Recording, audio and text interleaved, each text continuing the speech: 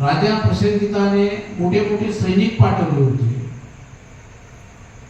पलटणी पाठवल्या, सैनिकाच्या तुकड्या पाठवल्या, पण ते मरू नये त्याच्या पुढे कोणीही हजारो सैनिक टिकत नव्हते। अशा परिस्थितीमध्ये जेव्हा तथागतांना माहिती झालं तर तथागत त्या रस्त्याने गेले। त्या रस्त्याने गेल्यानंतर भगवंतांनी नुसतं मनाचं परिवर्तन, भगवंतांनी सरळ त्याला एक प्रश्न केला की तू लोकांना मारल्यानंतर त्यांना पुन्हा जोडू शकतो का? किंवा अशी काही गोष्ट प्रसिद्ध आहे की झाडाचे पानं तोडून आण, आणि मग ते पानं तोडून आणायला लावले। त्यानंतर काय झालं, मग भगवंत म्हणाले जा माझं दुसरं काम तू कर, आणि ते ज्या झाडाचे तू पानं तोडले त्याला तू जोड, ते पानं पुन्हा जोडले। आणि म्हणून त्याने स्वतःच प्रश्न केला की भगवान हे श्रमणा, भगवान म्हणाला नाही हे श्रमणा, हे पानं जे आहे तोडल्यानंतर कसे काय जोडल्या जाते? आणि मग भगवंत त्यांना म्हणाले, अंबिकाला म्हणाले की जर तोडलेले जोडू शकत नाही तर मग तू कुणाचे मुके जर मोडले त्याला तुझी गुरुदक्षिणा कशी काय? आणि ते लोकांना जेव्हा तुम्ही हत्या केली तर ती कसं काय तुझी म्हणजे गुरुदक्षिणा करून, आणि ते जिवंत करू शकत नाही, वापस करू शकत। आणि मग तुझ्या म्हणून जर तुला म्हटलं की गुरुदक्षिणा पूर्ण करायची आहे काय करू शकतो? आणि त्याच्या मनाला ते पडलं, त्याचं मनाचं परिवर्तन झालं, आणि मनाचं परिवर्तन झाल्यामुळे आणि बौद्ध धर्म कसा आहे, मनाचं परिवर्तन करणार। पहिले जे मी गाथा म्हटलेली आहे, मनोबुद्धमा धर्मा मनोसेटा मनोमया मनुष्याचे मनुष्येन नाश, म्हणजे भगवान गौतम बुद्धांनी 84 धर्मस्कंदाची पहिली गाथा, पहिला उपदेश म्हणजे त्रिपिटकाचा काय, मनाचा, म्हणजे मन हे सर्व धर्माचं केंद्रबिंदू, आणि बुद्धाचा धर्म मनाला बदलवला, आणि मनाला बदलवण्यासाठी बुद्धांनी गंभीर उपदेश केलेला आहे, तर सामान्य लोकांसाठी सामान्य उपदेश केला। सामान्य लोकांसाठी कोणता उपदेश आहे? पूजा करणे, वंदना करणे, तीर्थयात्रा करणे, दान कर्म करणे, या प्रकारच्या गोष्टी प्राथमिक धर्म भगवंतांनी सामान्य लोकांना सांगितले की जे विद्वान नाही त्यांना समज नाही। आणि त्यानंतर दुसरा विद्वानांसाठी धर्म सांगितला अभिधर्म, ध्यान, अभिधर्माचं विश्लेषण। मग ह्या शीलाचा मार्ग आणि शील मार्गाचा रस्ता, शीलापासून होणारे फायदे, किती प्रकारचे शील आहे, आणि त्या गोष्टीचं विश्लेषण, हा एवढा गंभीर मार्ग दोन गोष्टी सांगितल्या। मग या दोन्ही याचं आचरण केल्याने बौद्ध लोकांना संसारातही फायदा आहे, आणि त्यामुळे संसारात फायदा असल्यामुळे ते करायचे। भगवंताचा धर्म पदपरिवर्तन, आजकाल जे हिंदू धर्मामध्ये प्रचलित काही मान्यता आलेल्या आहेत, दिवे लावणे, हे भगवान बुद्धाच्या धर्माचे नाही, कारण भगवान गौतम बुद्धाचा जो धर्म आहे 2568 वर्षापूर्वीचा, आणि 2568 वर्षापूर्वीचा असल्यामुळे भगवान गौतम बुद्धाच्या साऱ्या बौद्ध धर्माच्या जे परंपरा आहेत, चालीरीती आहेत, हे बौद्ध धर्माचा ऱ्हास झाल्यानंतर हिंदू लोकांनी सुरू केले। आणि म्हणून सामान्य लोकांसाठी ते बुद्धांनी कथन केलं होतं की दान धर्म केला पाहिजे, दान कर्म केलं पाहिजे, पूजा केली पाहिजे। भगवंताच्या जिवंतपणामध्ये पूजा करण्याची सुरुवात झाली, तर या पूजा केल्यानं काही फळ भेटते का, हे आपण थोडक्यामध्ये पाहतो। नाहीतर मग हे करण्याची काय अर्थ आहे? भगवान बुद्धाला आपण पूजा करतो, भगवान बुद्धाला आपण मोमबत्ती लावतो, भगवान बुद्धाला आपण अगरबत्ती लावतो, कारण दिवा हा शब्द कोणाचा आहे? पाली भाषेचा आहे।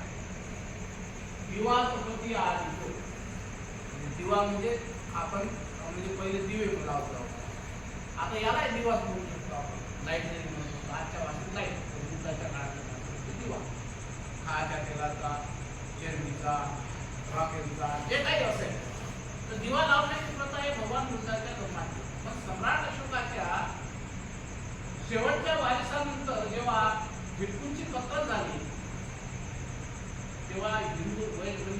धर्माचा मोठ्या झपाट्याने, हिंदू धर्माचा म्हणता येणार वैदिक धर्माचा मोठ्या झपाट्याने विकास, आणि मग बौद्ध मंदिराला, शिव मंदिरामध्ये बनवण्यात आलं, शंकराच्या मंदिरामध्ये बनवण्यात आलं, म्हणजे हिंदूकरण करण्यात आलं, आणि हळूहळू आज आपण पाहतो. पण हे जे बौद्ध लोकांची पूजेची प्रथा आहे याचे फायदे आपल्याला आहेत, आणि म्हणून काही लोकांना काही तर समजत नसेल तर धार्मिकता लावण्यासाठी आपण बुद्धाची पूजा करतो.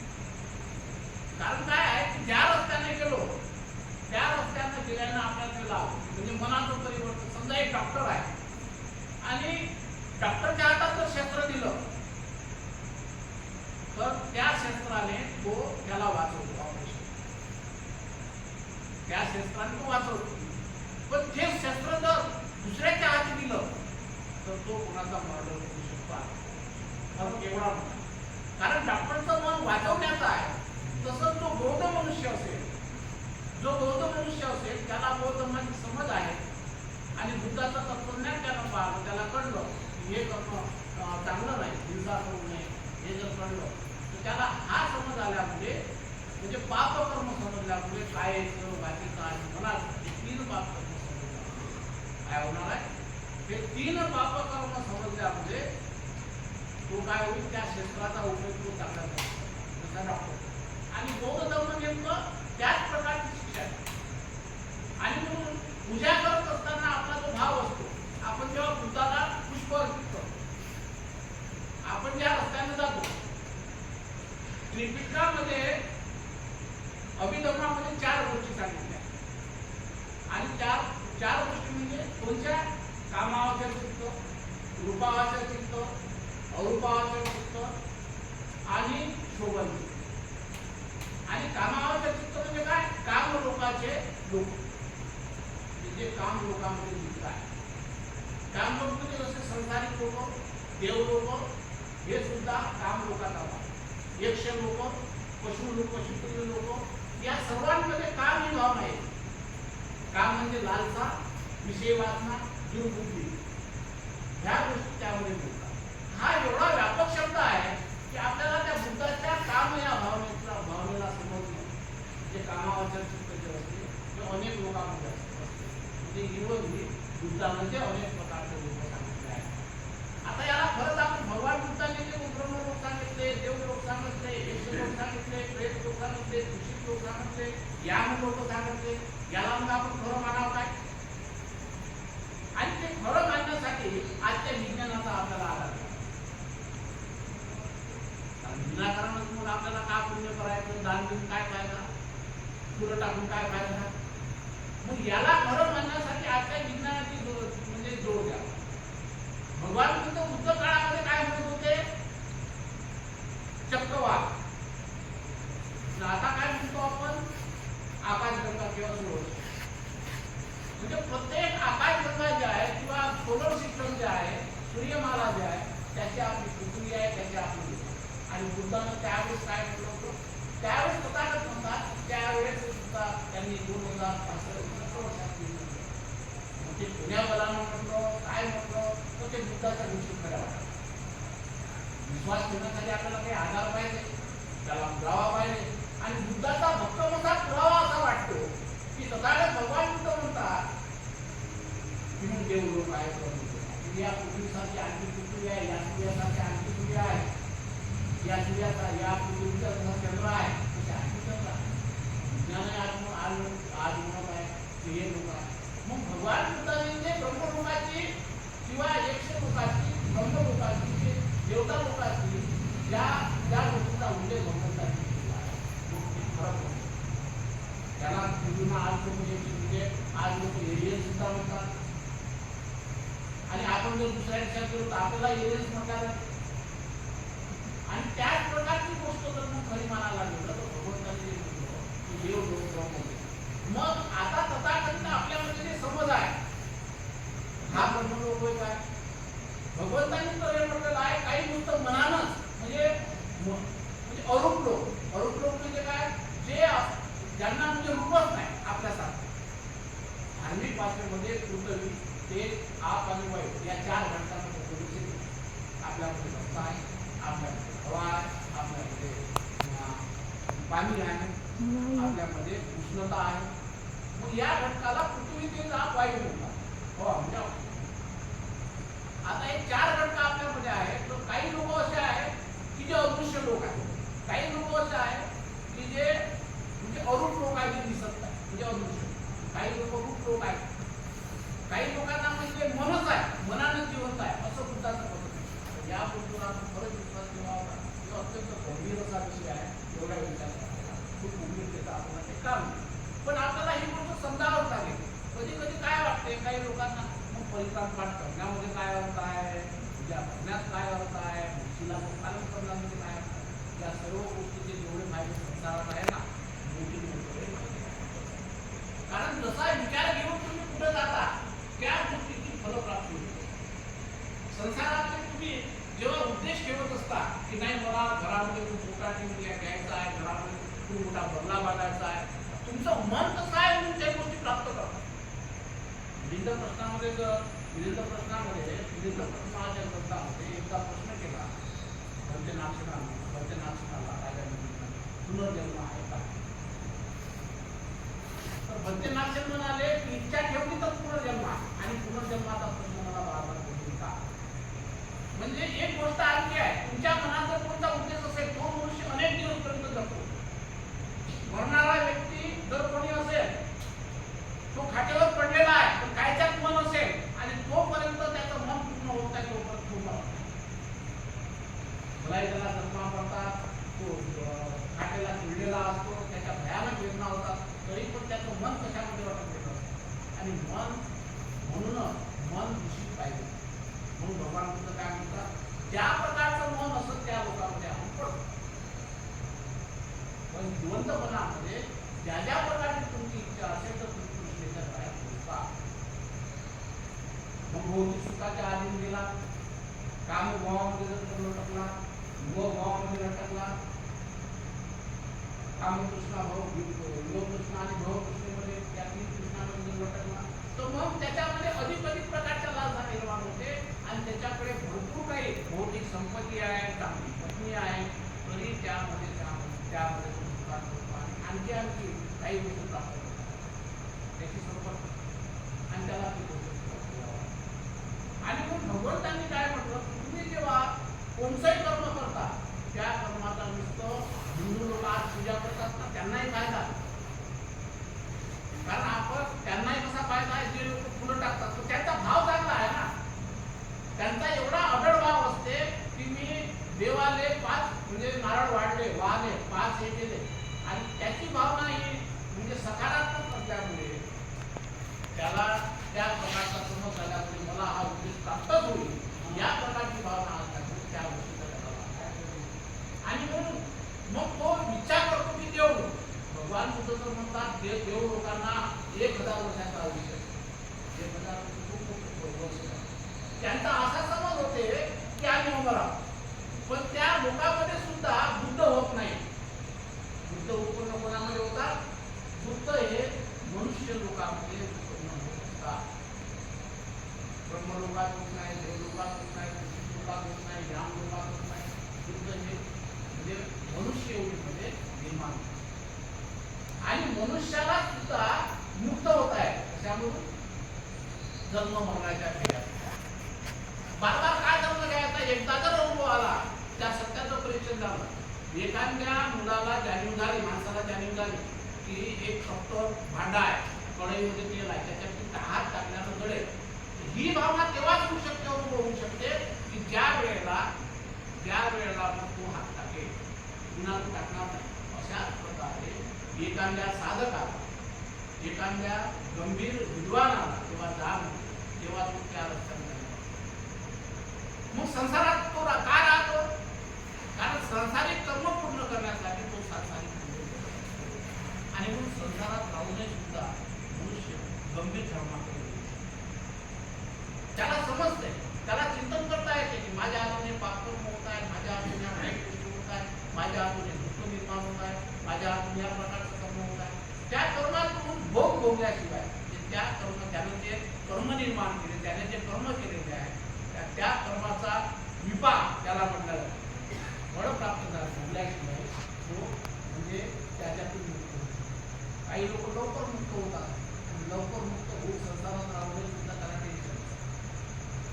या भांडवली आता करायचंच नाही, आपण समजदार झाला. म्हणजे जो जो मनुष्य समजदार होतो किंवा धर्म जाणतो त्या मनुष्याला एवढ्या मोठ्या हजार वर्ष जगून 1000 वर्षाचं अमरत्व प्राप्त झाल्यासारखं जिथे धुवून जातात त्याला विसर पडते की आम्ही म्हणजे देवता लोक आम्ही अमर आहोत असं करतात, तरी सुद्धा त्यांना मुक्ती भेटत नाही. ते भोग भेटते गोष्ट भूतामध्ये संसारिक भूतामध्ये.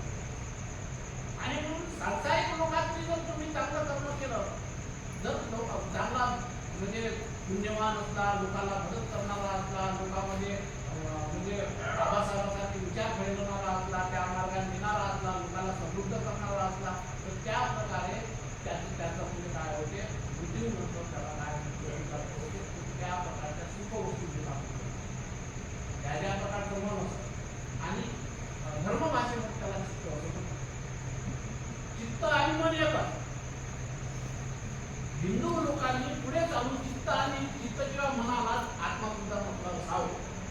म्हणजे आत्मा म्हटलं असं मी दावा नाही करत, पण आत्मा म्हटलं असं. कारण बुद्धांनी असे प्रतिप्रश्न केले की आत्मा आहे काय, आहे तर दाखवा.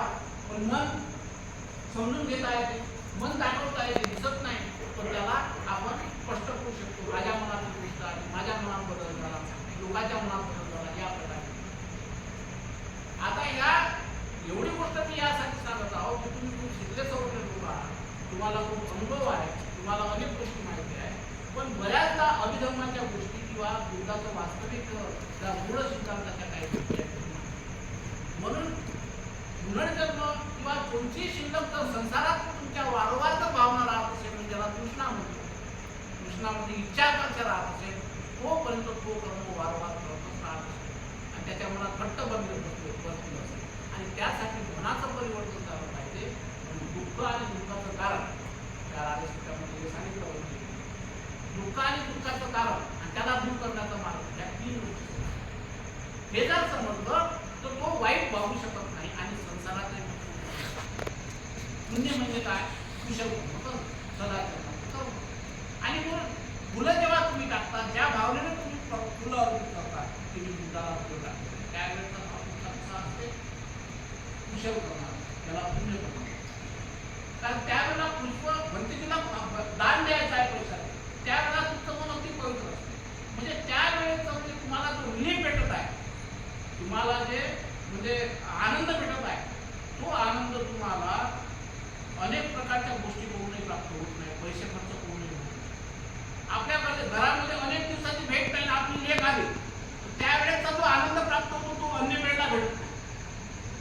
तो सुद्धा क्षणिकच असतो. कारण काही दिवसांना मनुष्य उडून जातो, त्याच्यामध्ये उपेक्षा पाहावी लागते.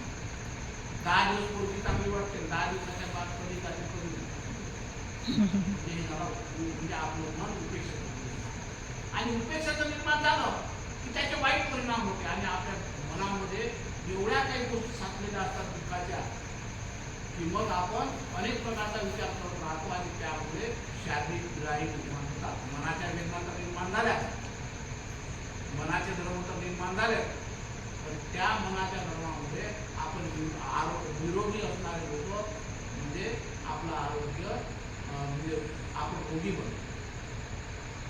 आणि म्हणजे बुद्धांनी मनाला दुरुस्त करण्याचा जो मार्ग सांगितला, त्यासाठी दुरुस्तांना सांगितलं की तुम्ही पूजा करा, वंदना करा, त्या क्षेत्रात या क्षेत्रामध्ये आलो. जर तुम्ही हे जर कार्यक्रम एखाद्या हॉलवर घेतला असता किंवा यवतमाळला घेतला असता, रतन भाऊच्या घरी किंवा तिथे पेट्रोल टाकून घेतला असता, तर धर्माचे महत्व वाटलं. म्हणजे जागेचंही एक महत्व असते, व्हायब्रेशनचं एक महत्व असते, तरंगाचंही महत्व असते.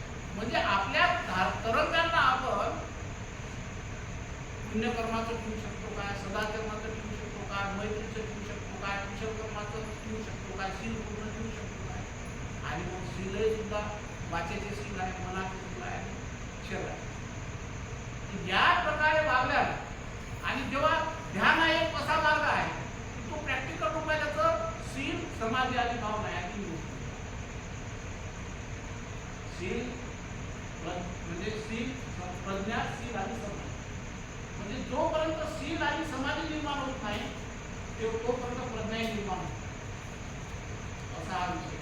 आणि म्हणून जो प्रत्यक्ष रूपाने पाहतो, जो प्रत्यक्ष शेणपानं काय पाहत असतो, प्रत्येक शेणपानं खानापाना सुरू करत असताना तुम्ही तुमच्या 3 गोष्टींना ठीक करत असता, लोभाला, द्वेषाला आणि म्हणजे तुम्ही तुमचं मन एकाग्र होत असतं, तुम्ही भयमुक्त होत असता, रोगमुक्त होत असता, व्याधीमुक्त होत असता, तुमचं प्रज्ञाबल बळकट होत असते, तुमचं श्रद्धाबल बळकट होत असते, तुमचं वीर्य बळकट.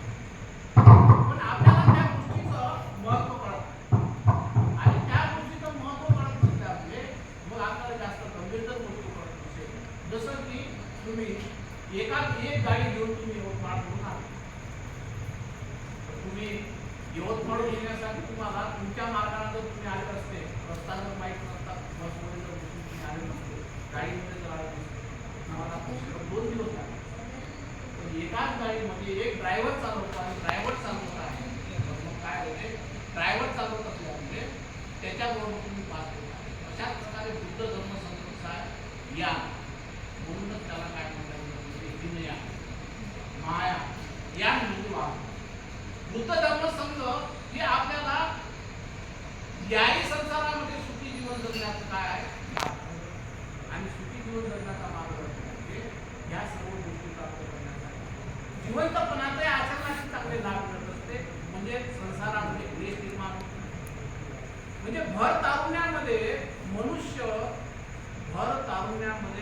काय करत असतो की आपल्या काही गोष्टी पसंतीच्या नाही म्हणून पती मानतो.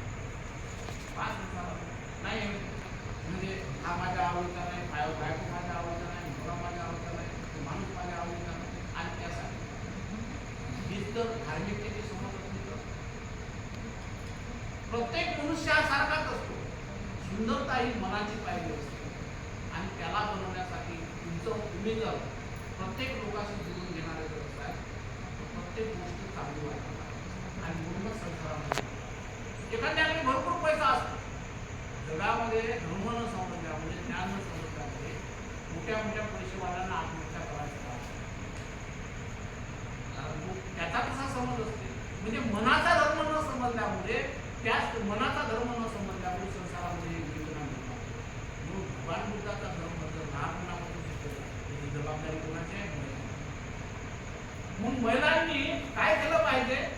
महिलांनी काय केलं पाहिजे की तुम्हाला बुद्धांनी जरी संसारिक जीवन जगू नका यासाठी मना केलं नाही. तुम्ही सांसारिक जीवन जगा, तुम्ही मनोरंजन करा, ज्या वेळेला जे गोष्ट करायची ती करा. तुमच्यामध्ये एक संस्कार सकाळी उठल्यानंतर ध्यान करणे, सकाळी उठल्यानंतर नाही समजा रोज करणं होतं, हप्त्यातून 4 दिवस करणं आणि काही आपल्या धार्मिक संस्कार झाले पाहिजे. मुलावर न बोलता कोणी विहारात घेऊन जाणे, हप्त्यातून 1 दिवस. त्यानंतर उपोषण करणे, उपोषण करणे म्हणजे उपाशी राहणं नाही, उपोषण करणे म्हणजे 8 शिलाचं पालन. हिंसा करू नये, काया वाचा म्हणून, चोरी करू नये, काया वाचा म्हणून, ब्रह्मचर्य पाळावं, गृहस्थांनी हप्त्यातून 1 दिवस तुमच्या सुविधेप्रमाणे. बौद्ध धर्मात कथन केलेलं आहे की 2 अष्टमी एक त्या दिवशी जे महिन्याच्या बाबासाहेबांनी म्हणून दर रविवार तुम्हाला काय पडते तुमच्या सुविधे ब्रह्मचर्य पाळलं पाहिजे. त्या दिवशी 12च्या पहिले त्या दिवशी दिवसभर तुम्ही पाहू म्हणजे काय करावं. तुमच्या घरात जर तुम्ही हे करायला लागले तर मुलं आपोआप तुमचे सांगतात. पण आपल्याला वाटतं हे करायचं. मग कधीतरी आपण प्रासंगिक रूपानं वंदना करतो, प्रासंगिक रूपानं बुद्धाला फुलं टाकतो. पण हे टाकत असताना सुद्धा त्याची आपल्याला आणि जीवनाला काहीच जर प्रॉब्लेम नाही, लोकांच्या सोबत आपण काम करतो, लोकांच्या सोबत आपण लोकांच्या सोबत आपण बुद्ध द्यावं, त्यावेळेस सुद्धा आपल्याला म्हणजे औषधाचा माग करावा लागतो. कारण आपण मनाने बिमार आहोत आणि मनाला बिमार असल्यामुळे आपण काय करत असतो, मनाला दवा काय आहे त्याचं साठवून आणि ते साठवून एकतर आपल्या आवडीच्या लोकांकडे एकतर आपण प्रसन्न झाल्यानं होतो किंवा आपल्या पण सर्वात चांगला सोपी धर्म समजणे समजा सर्वात चांगली मैत्री, सर्वात चांगलं कोण आहे? चांगल्या विचाराचे लोक, पंडित आनंद सेवना म्हणजे जे शहाणे आहे, समजदार आहे, त्यांच्या संगतीत राहणे हे आपण कर्म आपला चांगला नाही, कर्म आपली आहे. या गोष्टी बुद्धांनी शिकवल्या. आणि मग विदेशातले लोक जपान, थायलंड, श्रीलंका हे जर डेव्हलप असतं त्याला कारण आहे त्यांचं मोनोपॉली आणि ते त्यांचं मोनोपॉली आईच्या पोटात. आपल्या लोकांना नाही वाटते आपण 7व्या महिन्यात म्हणजे काय करत असतो म्हणजे गर्भमंगल संस्कार करतो तिकडे तिसऱ्या महिन्यात गर्भात वाढ होती आणि त्याला त्या गोष्टी म्हणजे काय म्हणजे वाचेचा आहार, मनाचा आहार, मनाचं भोजन, धार्मिक भोजन ह्या सगळ्या त्यांचा आपला एक प्रोग्राम त्याचा कसं वागा. मग बौद्धांनी आपल्या महिलांवर जास्त जबाबदारी आहे त्यांनी ते करून घ्यावं. बंधनाला जाणे, पूजा करणे, विहारात जाणे, विहारात किंवा किंबुना घरात आणि तुमच्या दोघाही पतीमध्ये या सवयी असते. खूप नाही वेळ, दिवसभर नाही, दिवसभर धर्म नाही, दिवसभर ध्यान नाही, पण ज्या जीवनामध्ये तुमच्या आवश्यक गोष्टी तुम्ही करता आंघोळ वगैरे त्याचप्रमाणे ह्या सुद्धा सवयी आज या पौर्णिमेच्या दिवशी जसं अंगुलीमालाने म्हणाला आणि पूजा आपण करतो तर ते वीरेंद्र प्रकरणामध्ये पंचनाशनांचा एकदा पुन्हा विचारलं पंचनाशनामध्ये की बुद्धाची पूजा केल्याने फळ प्राप्त होतं काय लाभ किंवा पंचनाशन महाराज ही पृथ्वी आहे भगवान बुद्ध पृथ्वी समान. या पृथ्वीवर ज्या ज्या प्रकारचं मनुष्य कोणी कर्म करत असेल, जर कोणी शेती करतो तर त्याला चांगलं उत्तम प्रकारचं फळ मिळतं. त्या शेतीमध्ये तो चांगले बीज लावतो तर त्याला बीज लावल्यानंतर त्याच दर्जाचं त्याला उत्पन्न मिळतं. तो कोणत्या प्रकारचं म्हणजे उत्पन्न काढतो आणि किती चांगली मेहनत करतो त्यानुसार त्याला फळ मिळतं. त्याच प्रकारे शिलो टाकतात, भोजन टाकतात, त्याला पाणी देतात आणि बुद्धावर उद्या किंवा त्याची चर्या बुद्ध धर्म सेवेची आणि पूजा केल्या आणि मग बौद्ध लोक कशाची पूजा करतात? बुद्धाच्या बुद्ध हे सुंदर आहे. बुद्ध सुंदर दिसतात. बुद्ध बसणे उठणे त्याचं कान नाक डोकं ते पाहून आपण जर त्या उत्पन्नाचा अर्थ घेतला बुद्ध धर्म संग्रह बुद्धाचे 9 गुण आहे, धर्माचे 6 गुण आहे आणि संघाचे या 24 गोष्टीचं गुणात्मक वर्णन आपण आणि त्याचा अर्थ जर माहीत झाला तर आपणही कसं म्हणू किंवा धीरे धीरे आणि ह्या गोष्टी महिलांनी लावलं पाहिजे, पुरुषांनी लावलं पाहिजे आणि आपण लोकांना भूमिका लाभ म्हणजे आपल्याला म्हणजे ज्ञानोत्सवाचा कार्यक्रम करायचा आहे बाबा. आणि आज आपल्या अनुष्काचा वाढदिवस आहे म्हणजे 12 वाजता होईल पूजा आहे तर आज आपण आणि माझाही वाढदिवस आहे. आता दोघांचे वाढदिवस आपल्या आड येणार आहे आणि ते आड येऊ नये म्हणून मी आज संकल्प केला की यापुढे कधीही केक कापणार नाही. म्हणजे 50-60 हजाराचं डेकोरेशन आम्ही करायचं विनाकारण ते खर्च केल्यापेक्षा ह्या प्रथाच म्हणून करायच्या आणि मग मनातून नसते फॉर्मॅलिटी म्हणून मग वाढदिवसाच्या शुभेच्छा हॅपी बर्थडे हॅपी बर्थडे असते आणि त्याच्यामुळं